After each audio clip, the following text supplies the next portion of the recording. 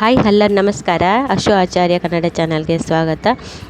ನಾನಿವತ್ತು ಹಲಸಂಡೆ ಸಾಂಬಾರು ರೆಸಿಪಿ ಜೊತೆ ಬಂದಿದ್ದೀನಿ. ಇದನ್ನು ಹೇಗೆ ಮಾಡೋದು ನೋಡ್ಕೊಳ್ಳೋದ್ರ ಮೊದಲು ಯಾರೆಲ್ಲ ನನ್ನ ಚಾನಲ್ನ ಸಬ್ಸ್ಕ್ರೈಬ್ ಮಾಡ್ಕೊಂಡಿದ್ದೀರೋ ಅವ್ರಿಗೆಲ್ಲ ನಾನು ತುಂಬಾ ಥ್ಯಾಂಕ್ಸನ್ನು ಹೇಳೋಕ್ಕೆ ಇಷ್ಟಪಡ್ತೀನಿ. ಆಮೇಲೆ ಯಾರು ಇನ್ನೂ ನನ್ನ ಚಾನಲ್ನ ಸಬ್ಸ್ಕ್ರೈಬ್ ಮಾಡ್ಕೊಳ್ಳದೆ ನೋಡ್ತಾ ಇದ್ದೀರೋ ಅವರೆಲ್ಲ ಚಾನಲ್ನ ಸಬ್ಸ್ಕ್ರೈಬ್ ಮಾಡ್ಕೊಳ್ಳಿ. ಇನ್ನೂ ಹೆಚ್ಚಿನ ವಿಡಿಯೋಗಳನ್ನು ನಿಮ್ಮ ಮುಂದೆ ತರೋದಕ್ಕೆ ನಂಗೆ ಸ್ಫೂರ್ತಿ ಸಿಕ್ಕಂಗಾಗುತ್ತೆ. ನಾನೆಲ್ಲೇ ಅಲಸಂಡೆ ಸಾಂಬಾರು ಮಾಡೋದಕ್ಕೆ ಏನೇನು ಸಾಮಗ್ರಿ ಬೇಕು ಅಂತ ಹೇಳ್ತಾ ಹೋಗ್ತೀನಿ. ಅದಕ್ಕೆ ನಾನು ಒಂದು ದೊಡ್ಡ ಆಲೂಗಡ್ಡೆ, ಈರುಳ್ಳಿ ಮತ್ತು ಒಂದು ಟೊಮೆಟೊ ಚೆನ್ನಾಗಿ ಚಿಕ್ಕ ಚಿಕ್ಕದಾಗಿ ಹೆಚ್ಚಿಟ್ಕೊಂಡಿದ್ದೆ. ಆಮೇಲೆ ಕೊತ್ತಂಬರಿ ಸೊಪ್ಪನ್ನು ಕೂಡ ಸ್ವಲ್ಪ ಹೆಚ್ಕೊಂಡಿದ್ದೀನಿ. ಆಮೇಲೆ ಮಸಾಲೆ ಮಾಡೋದಕ್ಕೆ ಅಂತ ಮೀಡಿಯಮ್ ಖಾರ ಇರುವಂತಹ ಒಂದು ಮೆಣಸು ಒಂದು 10 ತೊಗೊಂಡಿದ್ದೀನಿ.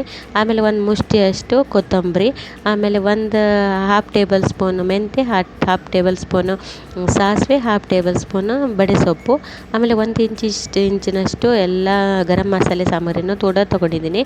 ನೀವು ಬೇಕಿದ್ದರೆ ಈ ಗರಂ ಮಸಾಲೆ ಸಾಮಗ್ರಿನ ಸ್ಕಿಪ್ ಕೂಡ ಮಾಡ್ಕೋಬೋದು, ಉಳಿದಿರೋ ಸಾಮಗ್ರಿನ ಅಷ್ಟೇ ಹಾಕ್ಕೋಬೋದು. ಇದರಿಂದನೂ ಕೂಡ ಟೇಸ್ಟು ತುಂಬ ಚೆನ್ನಾಗಿ ಬರುತ್ತೆ. ಆಮೇಲೆ ಏನೇನು ನಾನು ಮಸಾಲೆ ಐಟಮ್ಗಳನ್ನು ತೊಗೊಂಡಿದ್ನೋ ಅದೆಲ್ಲವನ್ನು ನಾನು ಒಂದು ಡ್ರಾಪ್ನಷ್ಟು ಶೇಂಗಾ ಎಣ್ಣೆನ ಹಾಕ್ಕೊಂಡು ರೋಸ್ಟ್ ಮಾಡ್ಕೋತಾ ಇದ್ದೀನಿ. ಇದು ಗೋಲ್ಡನ್ ಬ್ರೌನ್ ಬಣ್ಣಕ್ಕೆ ಬರುವಂಥ ಟೈಮು ನಾನು ಫ್ರೈ ಮಾಡ್ಕೋತಾ ಇದ್ದೀನಿ. ಆಮೇಲೆ ರಾತ್ರಿಯೇ 2 ಮುಷ್ಟಿಯಷ್ಟು ಹಲಸಂಡೆನ ನೆನೆ ಹಾಕಿಟ್ಕೊಂಡಿದ್ದೆ. ಅದನ್ನು ನಾನು ಚೆನ್ನಾಗಿ ವಾಶ್ ಮಾಡಿ ಒಂದು ವಿಸಿಲ್ನ ಕೂಗಿಸಿ ಇಟ್ಕೊಂಡಿದ್ದೀನಿ. ಇವಾಗ ಅದರ ನಂತರ ಒಂದು ವಿಸಿಲ್ ಕೂಗಿ ಆದಮೇಲೆ ಅದಕ್ಕೆ ನಾನು ಉಳಿದಿರೋ ತರಕಾರಿಗಳನ್ನೆಲ್ಲವನ್ನು ಹಾಕೋತಾ ಇದ್ದೀನಿ. ಆಲೂಗಡ್ಡೆ, ಟೊಮೆಟೊ, ಈರುಳ್ಳಿ, ಆಮೇಲೆ ಕೊತ್ತಂಬರಿ ಸೊಪ್ಪು ಇವೆಲ್ಲವನ್ನು ಹಾಕಿ ನಾನು 1-2 ವಿಸಿಲ್ನ ಇವಾಗ ಕೂಗಿಸ್ಕೋತಾ ಇದ್ದೀನಿ. ಯಾರೆಲ್ಲ ನನ್ನ ಚಾನೆಲ್ನ ಸಬ್ಸ್ಕ್ರೈಬ್ ಮಾಡ್ಕೊಂಡಿಲ್ವೋ ಸಬ್ಸ್ಕ್ರೈಬ್ ಮಾಡ್ಕೊಳ್ಳಿ. ಹಾಗೆ ಕಮೆಂಟ್ ಮಾಡೋದನ್ನು ಮತ್ತು ಶೇರ್ ಮತ್ತು ಸಬ್ಸ್ಕ್ರೈಬ್ ಮಾಡೋದನ್ನು ಕೂಡ ಮರಿಬೇಡಿ.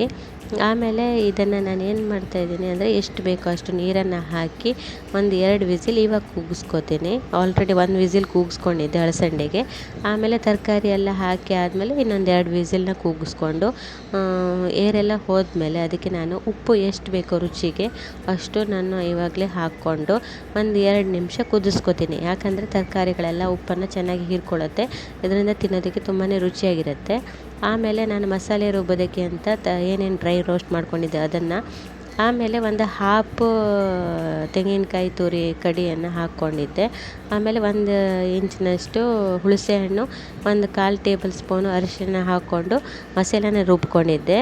ಅದನ್ನು ರುಬ್ಬಿಟ್ಕೊಂಡಿರೋ ಮಸಾಲೆನ ಈ ಬೆಂದಿರೋ ತರಕಾರಿಗೆ ಇವಾಗ ಹಾಕಿ ನೀರು ಎಷ್ಟು ಬೇಕೋ ಅಷ್ಟು ನಾನು ಸೇರಿಸ್ಕೊಂಡು ಚೆನ್ನಾಗಿ ಕುದಿಸ್ಕೋತಾ ಇದ್ದೀನಿ. ನೀವು ಎಷ್ಟು ಬೇಕೋ ಅಷ್ಟು ನೀರನ್ನು ಹಾಕ್ಕೊಳ್ಳಿ. ಈ ಸಾಂಬಾರು ಏನಾಗುತ್ತೆ ಅಂದರೆ ಇಡ್ಲಿ, ದೋಸೆ, ಪೂರಿ, ಚಪಾತಿ, ಮುದ್ದೆ ನೀವು ಯಾವುದಕ್ಕೆ ಬೇಕಾದರೂ ಕಾಂಬಿನೇಷನ್ ಮಾಡ್ಕೋಬೋದು. ತುಂಬಾ ಟೇಸ್ಟಿಯಾಗಿರುತ್ತೆ. ಒಂದೇ ಥರದ ಸಾಂಬಾರನ್ನ ತಿಂದು ಬೇಜಾರಾಗಿರೋರು ಈ ಥರ ಡಿಫ್ರೆಂಟಾಗಿ ಮಾಡಿಕೊಂಡು ತಿನ್ಕೋಬೋದು. ಕೊನೆಯಲ್ಲಿ ನಿಮಗೆ ಬೇಕಿದ್ದರೆ ಮತ್ತೆ ಕೊತ್ತಂಬರಿ ಸೊಪ್ಪನ್ನು ಹಾಕ್ಕೊಳ್ಳಿ. ಆಮೇಲೆ ಇನ್ನೂ ಟೇಸ್ಟ್ ಬರಬೇಕು ಅಂದರೆ ಒಗ್ಗರಣೆ ಸೊಪ್ಪಿಗೆ ನೀವು ಕೊಬ್ಬರಿ ಎಣ್ಣೆನ ತಾಗಿಸಿ ಕೊನೆಯಲ್ಲಿ ಕುದಿಯುವಾಗ ಹಾಕ್ಕೊಳ್ಳಿ. ಇದರಿಂದ ಟೇಸ್ಟು ಇನ್ನೂ ತುಂಬಾ ಚೆನ್ನಾಗಿರುತ್ತೆ.